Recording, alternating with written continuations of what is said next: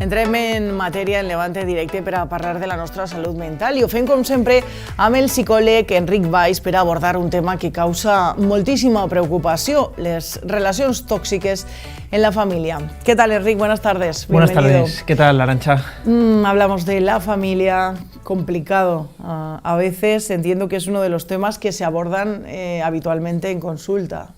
Sí, es un tema de... Mira, es curioso porque es uno de los temas que más vemos y más durante estos últimos meses. Y además es un tema que tampoco está muy normalizado, ¿no? Cuando hablamos siempre de relaciones tóxicas, siempre lo identificamos con la pareja o con uno mismo, ¿no? Pero nunca se habla de la familia. Y en la familia también se dan dinámicas tóxicas o relaciones tóxicas. Un padre o una madre que por circunstancias que ahora comentaremos, pues no está a la altura del cuidado del menor o no le presta atención ni afecto al hijo o a la hija, o incluso dinámicas familiares entre familias de uno de los integrantes de la pareja con respecto a la familia. Hay muchas modalidades y muchas situaciones, también tengo que remarcar, porque no podemos resumir este tipo de dinámicas en 3 o 4, ¿no? Darían para 3 o 4 espacios. Tanto como familias hay, ¿no? Correcto.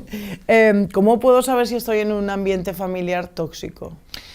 Primero hay que hacerse una pregunta: ¿por qué hay familias que no cuidan o no dan el afecto que deberían de dar, ¿no? Porque uno de los motivos por el cual tratamos nosotros en consulta es la carencia afectiva, ¿no? Entonces, ¿cómo podemos saber? Bueno, es que primero hay que entender que el padre o la madre en ocasiones repite el mismo patrón que ha recibido en casa. A no ser que sea consciente y diga, no voy a volver a repetirlo. Entonces, normalmente se suele repetir de generación en generación y aparecen ciertas limitaciones. Uno de los motivos que observamos también en consulta es, por ejemplo, ese sufrimiento que uno tiene porque la madre o el padre no está o no le presta atención suficiente, o no le da el amor suficiente, que es muy importante, o no le da, insisto, tiempo de calidad. Entonces, aquí hay que identificar, ¿cómo sé si mi familia está siendo tóxica o no? Pues cuando nos hace daño, cuando vemos que intentamos comunicarnos y obtenemos un no por respuesta, una mirada hacia el otro lado, o simplemente un ninguneo o una culpa. Esas frases que también hemos oído de, bueno, es tu obligación, fíjate tú que... Porque dentro de la familia tóxica hay una modalidad que es cuando el padre o la madre es muy autoexigente y busca la perfección. Y entonces al menor lo somete constantemente, nunca es suficiente. Es cuando el hijo va a clase, viene de clase, va a casa y dice, papá, mamá, he sacado un 8, ¿y por qué no he sacado un 10? Entonces eso en el menor genera una frustración cuando es constante. Claro, eso es un tipo de modalidad, un tipo de familia. Luego tenemos otro tipo de modalidad o familia, padre o madre, que es, por ejemplo, lo que denominamos el padre o la madre ansiosa. Lo quiero ya, fíjate tú, es como todo el rato son actividades constantes, ya, ahora, rápido, come rápido, fíjate que... Claro. Hay que todos nos podemos ver un poco identificados en algunos momentos, no significa que seamos tóxicos, ¿no? Pero a veces vamos con toda la prisa del mundo, ¿no? Pero bueno, te refieres a situaciones que se repiten en el tiempo durante muchísimo. Sí, tengo que tranquilizar a los espectadores. Que se están poniendo los padres como yo ya nerviosos en casa. Sí, porque en ocasiones cuando empezamos a leer, incluso nos pasa a los psicólogos, ¿no? Algún manual, nos identificamos, todos tenemos un poquito de todos, ¿no? Claro. Todos tenemos rasgos en ciertas formas, pero aquí hablamos de dinámicas constantes. Entonces, el padre o la madre que tiene una ansiedad nunca suficiente vive en un futuro constante. Claro, eso en el menor que le genera también mucha angustia. La angustia por saber qué es lo que voy a hacer, incluso no poder valorar el momento presente. Claro, este tipo de modalidades son las que más vemos en consulta. Luego también lo tengo aquí anotado, el tema de el padre o la madre ambivalente. Te dice te amo, pero luego no te da cariño. Te dice, por ejemplo, te quiero y luego te detesto, no te da abrazos. Eso genera una ambivalencia que en el menor, ¿qué ocurre? Problemas de autoestima, dificultades, que eso luego, si no se trabaja, se traslada en la etapa adulta. Estamos hablando en este caso de padres, pero estas relaciones tóxicas se pueden dar ya no solo en padres y menores, sino en muchos ámbitos familiares, ¿no? Si alguien puede detectar que hay una persona de su familia cuya relación le hace daño, ¿no? No le hace bien. Supongo que bueno, ves casos, un abanico de casos increíble, ¿no, Enric? Sí, de todo tipo, entre, por ejemplo, hermanos, primos que también interactúan mucho en la familia y entonces eso le genera, por ejemplo, en cada encuentro familiar, pues un malestar al otro.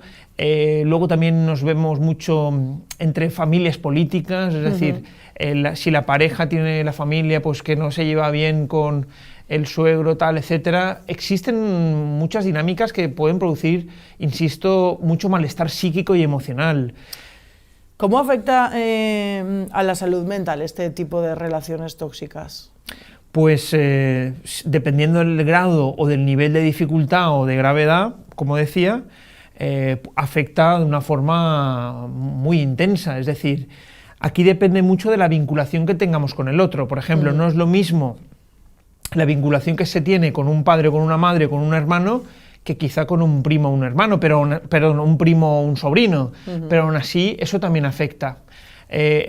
Una de las cuestiones que se suele mucho escuchar en consulta es el paciente cuando dice que por qué no ha recibido quizá esa parte afectiva por parte de la madre o por qué tiene ataques constantes por parte de un padre, ¿no?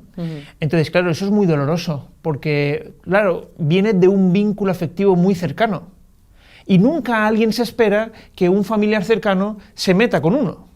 Entonces, claro, aquí es muy difícil, muy difícil. Siempre digo que en ocasiones hay situaciones que no hay reflexión, no se le puede pedir peras al olmo. Es decir, donde una madre tiene, por ejemplo, limitaciones emocionales porque ha recibido en su casa pues bueno, pues muchos insultos, ¿qué va a hacer la madre? Volverlo a repetir. Pero eso es lo que hay que empezar a eliminar. ¿Cómo se trabaja en esto en consulta? Pues al paciente se le dice que la distancia física genera distancia emocional. En muchas ocasiones ese núcleo tóxico de la convivencia afecta de una forma constante al paciente. ¿Qué hay que decirle? Pues a veces no se puede ir. La pauta es un contacto mínimo, estar lo mínimo posible en casa. O sea, porque es que, claro, tenemos muy inculcado en nuestro inconsciente colectivo la familia, sangre de nuestra sangre, la familia lo es todo. Ya, pero es que ¿y si tengo una madre o un padre que se está metiendo conmigo constantemente? O que tiene algún tipo de conducta adictiva, o que resulta que no tiene ningún tipo de atención o de calidad en el menor. ¿Ahí qué ocurre? ¿Qué hacemos? Ya que al final, porque sea tu padre o tu madre, no tienes por qué aguantar esto y al final, bueno, hay dos posibilidades, ¿no? Intentar solucionar o distancia, ¿no? Yo creo que es la decisión más dura, pero a veces es la decisión más correcta, ¿no? Para el propio bien. Así es, en este tipo de situaciones no hay puntos intermedios, no hay blanco o negro, perdón, no hay tonalidades grises, hay blanco y negro, en el sentido de siempre apostamos por la comunicación, comunicar, expresar, intentar tener algún tipo de conversación con el padre o la madre, intentar expresar nuestras emociones, pues mira papá, mira, me ocurre esto mamá, o esto me afecta. Dar oportunidades, dar un tiempo prudencial, intentar estar ahí. Si aún así vemos que la otra persona no está en nuestra misma sintonía, no está en nuestro mismo modo, lo que hay que hacer es alejarse, porque eso produce hostilidad. Es decir, si por ejemplo asistimos a un trabajo donde los compañeros se meten con nosotros, ¿qué hacemos? Nos alejamos. Cuando tenemos una pareja que nos produce hostilidad, que cada vez que voy a compartir algo que es beneficioso, que es incluso motivo de celebración y obtengo un mensaje negativo, ¿qué ocurre? Hay que marcharse. Claro, con la familia es mucho más complicado. Por eso digo que una de las pautas es la distancia física, distancia emocional, porque es una forma de proteger nuestra salud mental, como decíamos. Y si se quiere, y hay por las dos partes predisposición a solucionar estas cosas, que las hay, ponerse en manos de un profesional, ¿no? Yo conozco casos de gente que está yendo con sus padres al psicólogo para conseguir superar esto, ¿no? Que también es positivo. Sí, así es, lo que se denomina una terapia familiar, ¿no? Efectivamente, en ocasiones cuando el paciente no lo ha podido afrontar por sí solo, cuando ve que no hay forma de intentar reflexionar, sí que está esa segunda opción, que es invitar a la familia a que vaya a sesión. Pero te digo una cosa, en ocasiones hay una negación de la realidad por parte de esa familia. Intentan culpabilizar más aún al paciente, ¿no? Porque fíjate tú, la culpa es tuya, o no tenemos que cambiar nada, todo está perfecto. El que lo haces mal eres tú. Correcto. Entonces, claro, no es nada sencillo. Por eso digo que es muy importante. El que quiera cambiar, sí que es cierto que tiene esa gran oportunidad para poderlo hacerlo y poder protegerse ante una situación que es muy hostil. Es muy duro, ¿no? Eso, un psicoanalista argentino decía que era un terrorismo íntimo, ¿no? Es decir, cuando obtienes esa negatividad o esas palabras malas en el mismo sitio donde vives, duermes y estás 24 horas. Entonces es complicado. Enric, muchas gracias por contarnos un poco de esta realidad que seguro que a muchos desde casa les suena o les resulta familiar, nunca mejor dicho. Gracias, un placer como siempre. A vosotros, a ti, Arantxa. Bueno,